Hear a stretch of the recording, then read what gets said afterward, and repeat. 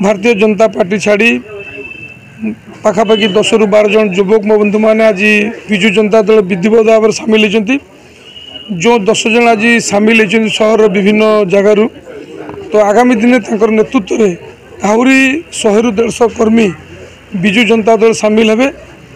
आम दल को युव संगठन जो मैंने दायित्व अच्छी स्वागत कलु। युवपीढ़ी जो दल रही निश्चित भाव से दल मजबूत हम।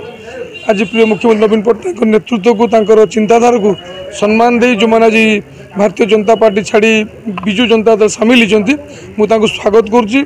आशा करुच्ची युवपीढ़ी नेतृत्व में आम विभिन्न व्यवस्था सामाजिक व्यवस्था हो बा डेभलपमेंट कार्यक्रम खूब सुरखुर भाव खूब भल भाव में आगामी दिन सहर कर युवक मान नेतृत्व माननीय मुख्यमंत्री जो प्रकार व्यवस्था कर आशा करी हृदय से कथा छुईची से विधिवत भाव में विजु जनता दल सामिल होती। मु भावुची जो जून 1 तारिख बेलू अलग दलर युवक नथिबे आस्ते आस्ते आप देखुवे बालेश्वर विधायक सरू दास को नेतृत्व को सरू दास को काम को केवल महिला भोटर नुहति कि जो वरिष्ठ मान अच्छा से नुहति युवक मैंने आकृष्ट है धीरे धीरे विजु जनता दल को भल पाते माननीय मुख्यमंत्री नेतृत्व को विश्वास करती। तापरे बालेश्वर विधायक जो कार्यक्रम जो अच्छी जो कार्यधारा से विश्वास को नौकरी काम को पसंद कर जोड़ी होती।